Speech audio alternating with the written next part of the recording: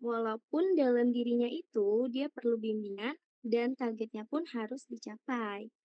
Tapi kalau dalam suatu tim, suatu leader yang dapat membangun legacy itu bakalan selalu dikenang di setiap perjalanannya. Karena suatu leader yang tipikal bisa membangun anggota anggota tim dalam kelompoknya, walaupun harus pelan-pelan membimbing, mengarahkan, memonitoring, itu pasti akan selalu dikenang terus di dalam perjalanannya. Di sini aku juga mau ngasih banyak motivasi buat kalian, teman-teman leader semuanya. Kita bisa sharing-sharing juga nanti gimana sih jadi leader selama di semester 2 ini di program e-commerce.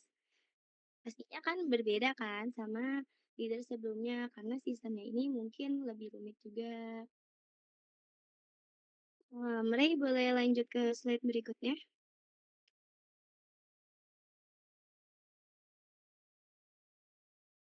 Nah, di sini aku mau jelasin juga kalau dalam sebuah tim itu punya karakter anggota yang berbeda-beda. Yang pertama ada ghost employee atau dia itu tipikal yang ada orangnya tapi rasanya tuh nggak ada gitu loh. Jadi dia tuh selalu ikut rapat, kerja kelompok tepat waktu, terus juga selalu berkontribusi, ngasih saran ini itu, tapi dia tipikal yang kayak nggak ada rasa dirinya gitu loh di dalam suatu tim. Terus yang kedua itu ada tipikal yang the complainer atau dia itu selalu mengeluh, selalu komplain kalau kayak dirinya itu merasa nggak puas atau kayak selalu mengeluh kalau pada teman-teman rekan anggotanya, bukan langsung mengeluh ke bagian atasannya. Tuh. Terus yang 3 ada sifat yang detailed yang dimana dia itu selalu jago dalam membangun relasi. Dimulai dari communication-nya yang bagus, terus pergaulannya, terus dia juga humble dan friendly yang dimana kalau punya tim berbeda walaupun awal dia belum kenal, dia tuh bisa membaur dalam tim tersebut. Selanjutnya yang terakhir ada the thinker, yaitu si analisis. Dia pasti selalu mempertanyakan apapun itu karena dia nggak mau dia melakukan hal-hal yang salah. Jadi dia lebih baik mengkonfirmasi terlebih dahulu sebelum melakukan actionnya tersebut. Jadi kalau nanti kalian merasa relate dari beberapa anggota tim kalian masing-masing punya karakter dari 4 ini, nanti kalian boleh sharing di akhir kayak, "Kenapa sih aku punya anggota tuh kayak begini gini gini gini?" Itu boleh banget nanti kita sharing-sharing. Tapi boleh lanjut lagi ke slide berikutnya? Selanjutnya itu ada tipikal yang top leader dan leader karbitan. Di sini tuh top leader dan leader karbitan itu berbeda karena top leader itu biasanya yang diunggul-unggulkan, sedangkan kalau leader karbitan itu menjalankan suatu kepemimpinan tapi berjalan sesuai alurnya aja. Nah, kalau top leader itu biasanya selalu membimbing lewat beberapa contoh, terus juga dia langsung memberi arahan berupa tindakan atau actionnya dia. Jadi buat beberapa anggota, pasti dia lebih nyaman dengan leader yang kayak gini, karena biasanya kan anggota itu tipikal karakternya beda-beda kan, kayak yang di sebelumnya. Banyak banget tuh karakternya yang berbeda-beda. Terus juga dari top leader ini, ada tipikal yang selalu menghargai usaha dari masing-masing anggotanya. Kayak walaupun dia itu sebenarnya enggak sebagus ini loh pengerjaannya, tapi leader ini selalu mengapresiasiin anggota tersebut buat dia tuh nggak patah semangat gitu walaupun hasilnya tuh emang belum maksimal. Nah, selanjutnya ada membangun orang supaya bisa lebih mandiri. Itu tipikal leader yang istilahnya tuh dia Awal nggak tega, tapi lama-lama dia akan melepas pelan-pelan dan hanya mengarahkan buat memonitoring aja. Itu lama-lama anggotanya akan bisa lebih mandiri kan, otomatis. Terus selanjutnya itu ada, dia tipikal leader yang yang bisa mengakui kesalahannya dan selalu belajar dari beberapa kesalahan-kesalahan sebelumnya. Jadi leader sesungguhnya itu atau kepemimpinan yang sesungguhnya itu akan selalu mengakui kesalahannya, walaupun dia tahu dia nggak sesalah itu, tapi dia tetap akan belajar dari kesalahan tersebut. Top leader juga bakalan lebih konsisten dengan beberapa ucapannya, nggak yang plain-plain gitu. Pastinya dia akan teguh dalam pendiriannya gitu, nggak akan kayak tergiur sama omongan-omongan orang atau saran-saran dari orang. Dia pasti akan teguh sama pendiriannya dan juga dia akan melihat dalam jangka waktu yang panjang. Sedangkan di sini, kalau leader karbitan itu merupakan leader yang hanya banyak teori saja, dan dia nggak memberikan salah satu aksi nyata. Kayak dia hanya memberikan saran untuk kamu nanti kerjain ini, kamu bagian ini, kamu bagian ini. Dia nggak ngasih contoh untuk pengerjaannya kayak gimana, terus juga sistemnya akan berubah atau enggak, akan terupdate atau enggak, dia nggak akan memberi contoh-contoh tersebut. Selanjutnya itu, kalau leader karbitan adalah tipikal leader yang hanya muncul pas sukses saja dan kabur kalau gagal. Jadi dia leader yang kurang baik sebenarnya, karena kan masa hanya sukses doang dia menampilkan dirinya, tapi kalau lagi ada masalah atau lagi ada konflik dia kabur ninggalin anggota-anggotanya aja atau deputi-deputi aja. Itu sama sekali jauh dari top leader istilahnya. Terus juga dia tipikal yang kalau ada suatu saran, dia tuh nggak melihat jangka panjangnya, jadi langsung ngambil keputusan dengan jangka pendek. Agar sebenarnya tuh kalau dia ambil jangka pendek, itu tuh biar langsung kelihatan, wah gitu loh. Karena kan sebagai leader kayak, oh langsung bisa ngambil keputusan tanpa ada Tap tanpa ada pemikiran di jangka panjang. Jadi, buat kalian semua para leader, di sini aku cuman pengen ngasih beberapa motivasi, beberapa saran juga kalau jadi leader harus mempertimbangkan lebih baik, terus juga diusahakan jangan saling egois. Kalau misalkan ada anggota yang kurang ngerti, kita bisa arahin pelan-pelan, monitoring pelan-pelan. Itu namanya leader. Rai boleh lanjut lagi?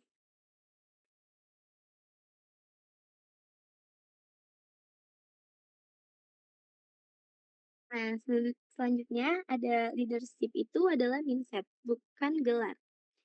Bukan seakan-akan leadership itu adalah gelar sarjana ataupun magister kayak di gelar-gelar atasan lainnya. Dia itu hanyalah mindset suatu pendirian dari kita sendiri, yang dimana kita tuh punya mindset yang kayak, "Oh, besar banget nih kalau jadi leader tuh kayak gini, kepemimpinannya juga harus dipertimbangin lagi buat para anggota, para kelompoknya, dan lain-lain." Nah, dalam leadership ini, kita bisa memulai berpikir dari apa yang mereka butuhin dari kita, apa yang kita bisa bantu, terus juga gimana sih caranya biar dia tuh terus berkembang. Walaupun sebenarnya anggota ini tuh susah, tapi kita tuh yakin kalau dia tuh sebenarnya bisa. Kita tuh harus yakin kalau anggota ini bisa. Dan walaupun kita harus ngajarin pelan-pelan, kita monitoring, kita arahkan, itu kita fokus aja dan yakin kalau anggota ini bakalan bisa berkembang lebih baik. Terus juga, Rey, boleh lanjut lagi? Oke. Nah, selanjutnya ada communication. Dalam suatu tim itu jangan lupa kita harus communication setiap harinya. Nggak boleh ada sehari pun miscommunication, karena sekali sekali ada miscommunication, itu pasti kalian akan ngerasa banyak ketinggalan informasi-informasi, terutama mungkin kalau kalian para leader, teman-teman leader atau deputi 1, deputi 2 ada informasi, itu boleh langsung di-share ke grup brand kalian masing-masing, biar nggak ada yang ketinggalan informasinya. Nah, dalam communication ini, seorang leader harus bisa mengarahkan dan menggerakkan orang-orang anggotanya untuk mengerjakan semuanya mandiri, secara sendiri. Walaupun memang awal terlihat kayak susah karena mereka susah yakin, susah dipercayain, terus juga kemampuannya mungkin ada yang kurang atau gimana, itu nanti tetap kalian bisa bimbing pelan-pelan. Terus dalam komunikasi juga, itu yang menjadi salah satu kekuatan dalam sebuah tim. Jadi, sebisa mungkin usahakan selalu komunikasi. Jangan hanya melibatkan salah satu orang atau 2 orang aja, itu jangan pernah. Jadi, apapun itu harus didiskusiin bareng di dalam grup. Atau emang kalau misalkan ada anggota yang susah buat respon di grup, itu boleh kalian japri dulu, terus nanti kalian kasih arahan biar biar mereka tuh tetap bergabung di kelompok grup tersebut. Ray boleh lanjut? Oke. Nah, selanjutnya nih, ada 5 tanda leader yang kompeten dan punya visi yang jelas. Seorang leader atau seorang kepemimpinan itu bakalan membuat orang nyaman walaupun di harinya itu lagi merasa sulit atau merasa banyak masalah yang datang.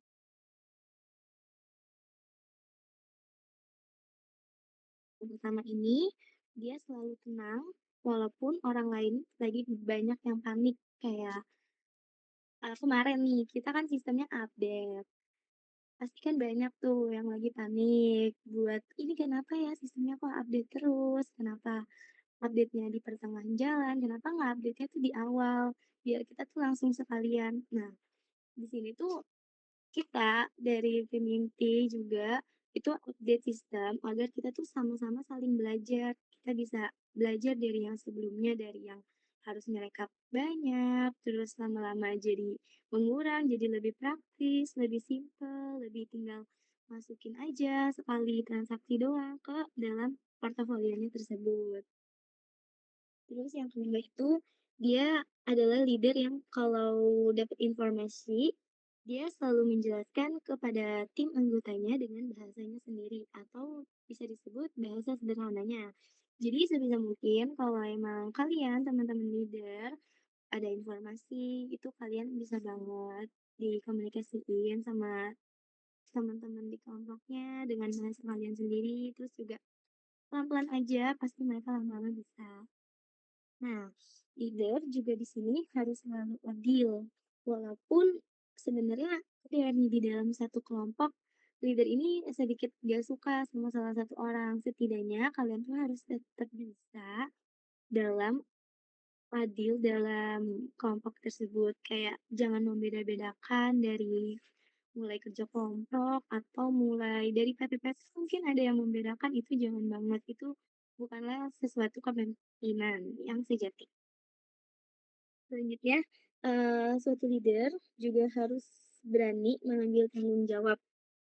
Jadi walaupun anggotanya mungkin ngerasa nggak terlalu bisa bertanggung jawab, nah leader tersebut tetap harus bisa nih bantu gimana caranya semua anggota tersebut bisa bertanggung jawab dalam pekerjaannya masing-masing, dalam tugasnya masing-masing.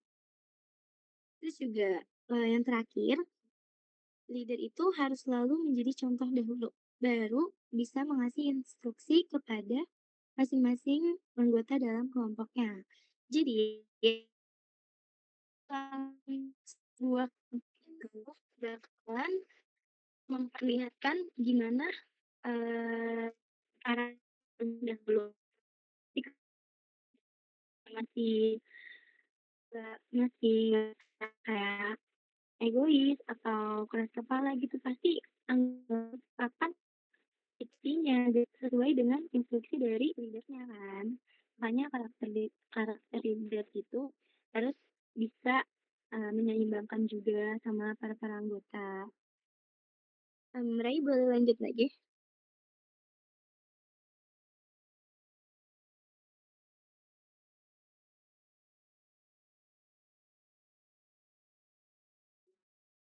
Nah, di sini ada tanda-tanda kalau seseorang itu belum siap jadi pemimpin atau dia itu tipikal yang jadi pemimpin karena terpaksa sudah terpilih.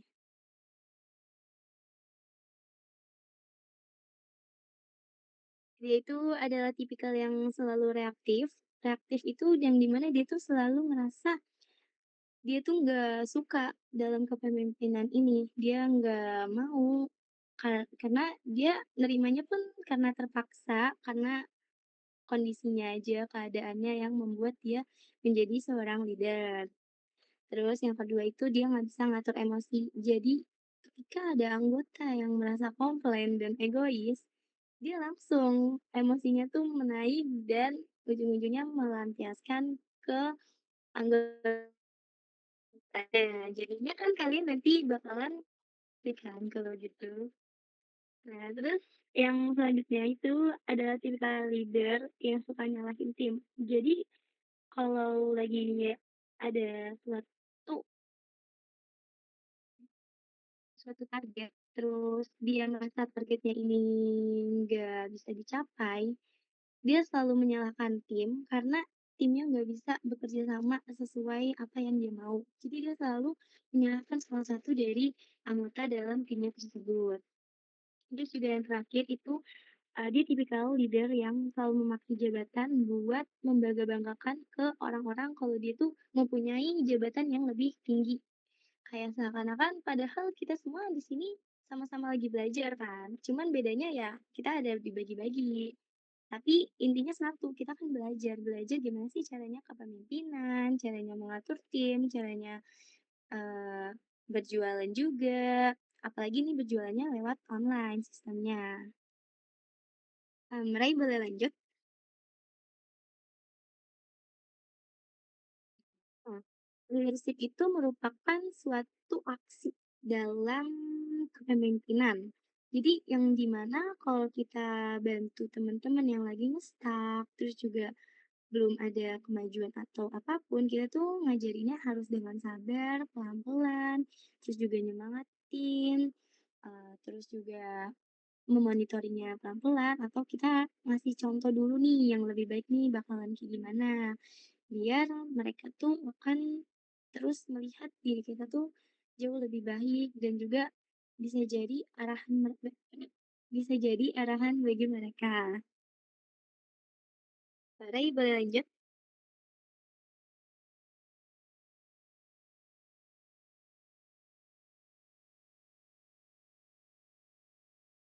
Nah, selanjutnya ada delegasi tanpa micromanaging. Suatu delegasi ini merupakan suatu kepercayaan dalam anggota tim. Jadi kalau teman-teman leader sudah dipercayain sama para anggotanya, kalau kalian itu jadi leader, wah enak banget loh sama leader ini. Nah, kalian harus bisa juga jaga kepercayaan itu dan sebisa mungkin kalian juga jauh lebih baik lagi, kayak upgrade, lebih grow up lagi, entah lebih berkembang lagi ya biar di dalam dan tim itu dia bisa mempertimbangkan, menyeimbangkan dengan para leadernya. Nah, di sini tuh suatu delegasi tanpa micromanaging yang pertama adalah suatu orang yang tepat, pilihannya selalu tepat. Jadi dalam kelompok pasti adalah beberapa anggota yang pemilihannya itu orang-orang yang tepat atau orang-orang yang emang gampang untuk diarahkan. Terus juga dia itu jelas dalam tujuannya, bukan hanya ngejar tugas-tugas aja, tapi dia juga memonitoring beberapa tujuan-tujuan lainnya. Terus yang ketiga ada memberi umpan yang berupa konstruktif, yang dimana dia itu selalu mengarahkan terlebih dahulu baru mulai memandirikan masing-masing anggotanya untuk mulai berkembang sesuai yang telah dibagi-bagi bagian tugasnya. Kemudian yang berikutnya itu ada hargai proses bukan hanya hasil. Jadi proses apapun, sebanyak apapun prosesnya, kalian harus sama-sama saling menghargai, bukan yang hanya cuman menikmati hasilnya pas di akhir nanti. Jadi sebisa mungkin kalian kan membangun sebuah tim nih dari awal. Kalian juga harus bisa memastikan kalau sampai akhir itu kalian akan tetap dalam satu tim yang sehat, tim yang tanpa konflik, tim yang tetap kuat dalam menjalankan program-program ini. Selanjutnya itu adalah, tipikal yang selalu jadi mentor bukan komandan. Jadi kita tuh jadi leader tipikal yang kayak harus mengarahkan, jadi mentor pelan-pelan tapi pasti, tapi dia bisa dan dia bisa mandiri lama-lama.